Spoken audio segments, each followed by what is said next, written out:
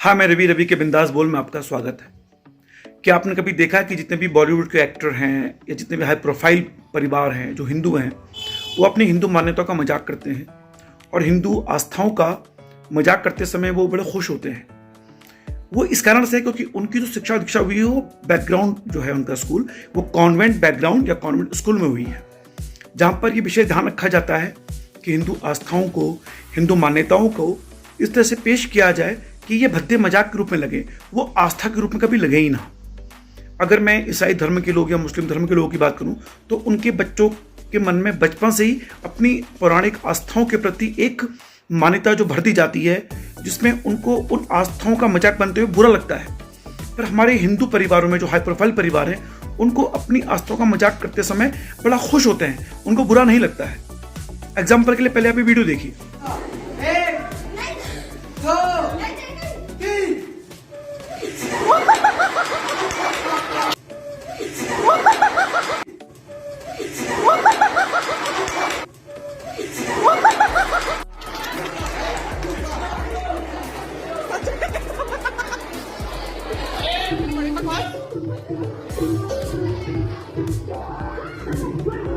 मैं किसे मारने आया था?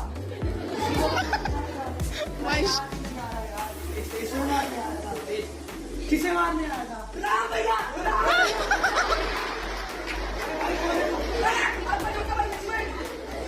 छोटा? हाँ छोटा। अच्छा छोटू एक बात बता, मैं किसे मारने आया? आप यहाँ समुद्री का शिकार करने आए थे। चल मेरे साथ उसको मारने की मदद कर।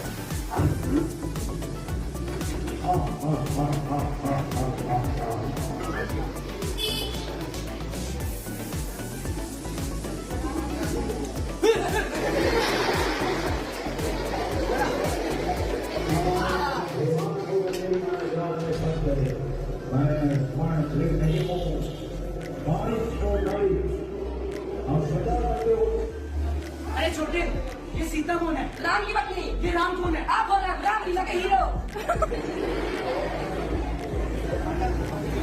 हमें रावण को मारकर सीता भाभी को बचाना है। चलिए। आपने देखा कि एक स्कूल में किस तरह से रामायण के मंचन में सीता माता को रावण की गोद में कूदवाया जा रहा है।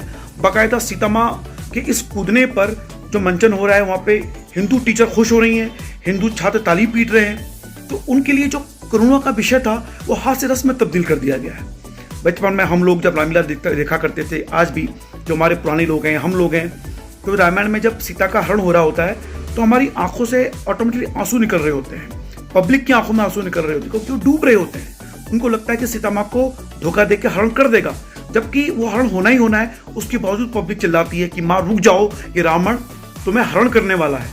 क्योंकि हमारे लिए वो आस्था का विषय है, हमारे लिए वो करुण का विषय है, करुण रस का विषय है। हमें दुख होता है।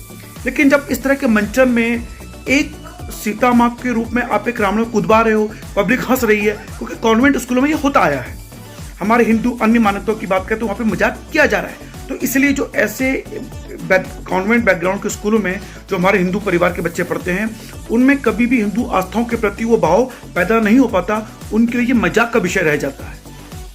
मैंने एक बार, मेरे कुछ छात्र थे, मुस्लिम थे, तो मोहम्मद हुसैन के उनकी जो शहादत की जो बात बता रहे थे, शहादत की बात बताते बताते वो बच्चा रोने लगा। उसको लगा कि वो घटना उसके सामने हुई हो।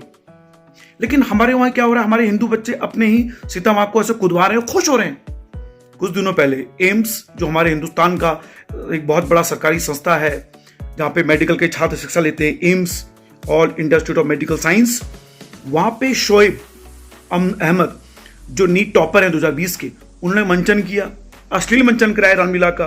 बड़ा विद्रोह हुआ, बड़ा हल्ला मचा, उस पर FIR दर्ज नहीं हो पाई। और साथ में ये दिखाया गया कि राम और लक्ष्मण के प्रति भद्दे शब्द का इस्तेमाल किया गया। वहाँ पे हिंदू छात्र थे, खुशी से ताली पीट रहे थे उस मंचन पे। कई लोगों ने कहा कि कोई नहीं, अभिव्यक्ति आज़ादी है। मैं ये जानना चाहता हूँ कि अभिव्यक्ति की आज़ादी के समय क्या आपको अपने माता पिता का अपमान करने की इजाज़त होती है? अपने माता पिता का अश्लील मंचन करने की इजाज़त हो सकती है? हमारी जो मान्यता हैं, इस तरह से स्कूल में ये किया गया। और आपने देखा ये वीडियो को, दोबारा देखिएगा। क्या हम लोग अपनी मान्यताओं को लेके इतना संवेदनशील नहीं हो पाते कि जो विषय हमारे लिए करुण रस का विषय होना चाहिए, उसको हमने हास्य रस में तब्दील कर दिया गया है। और ये बहुत पहले से होता है। तो कॉन्वेंट बैकग्राउंड के स्कूलों में हमारी मान्यताओं के साथ तो मजाक किया जा रहा है, वही कारण है कि हमारे जो जितने भी हाई प्रोफाइल परिवारों के बच्चे हैं वो कभी भी हिंदू आस्थाओं के प्रति वो सम्मान नहीं रख पाते, वो आदर नहीं रख पाते।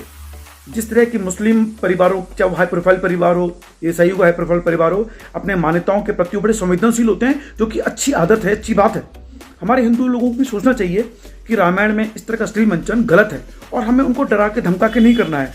उनके अंदर ये भाव अपने आप आए कि जब इस तरह से आप सीता, वो बच्चा जो सीता माँ के रूप में कूदा है वो निश्चित रूप से हिंदू रहा होगा और उसे करने में मजा आया, उसे अंदर से बुरा नहीं लगा। क्या अगर उसकी माँ के साथ कोई अपहरण हुआ होता तो अपनी माँ का वो इस तरह का अश्लील मंचन करते समय खुश हो रहा होता? मुझे लगता है वो तो चांटे मार देता उस बच्चे को जिस तरह का मंचन कर रहा है। लेकिन उसको लगता है कि सीता तो हमारी माँ थोड़ी ना है, क्योंकि हमें वो भाव कभी दिए ही नहीं गए, हमें कभी रावण अपनी लगवाई नहीं गई।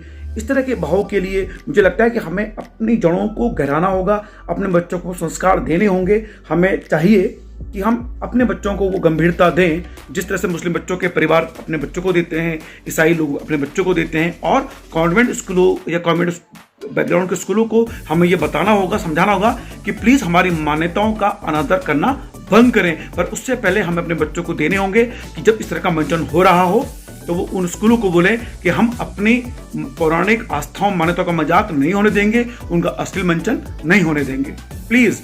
और इस वीडियो को शेयर और लाइक जरूर कीजिएगा, सब्सक्राइब कीजिएगा अगर आपको पसंद आए तो, और कोशिश जरूर कीजिए कि अपने बच्चों में इस तरह के मंचन के लिए उनको अंदर से भाव पैदा हो कि अश्लील मंचन है, या हास्य रस का विषय नहीं है, एक करुण रस का विषय है। जब सीता माँ का अपहरण हो रहा हो तो ये उसमें अपने आप आंसू आ जाए, इस तरह का भाव बच्चों में आ जाए। ये कैसे होगा ये आपको खुद सोचना है। जय भारत, जय हिंद, जय हिंदुत्व, जय आस्था, जय सभी धर्म। सर्वधर्म समभाव की कामना करते हुए मैं सभी धर्मों का सम्मान करते हुए चाहता हूँ कि मेरे धर्म का भी आप सम्मान करें। जय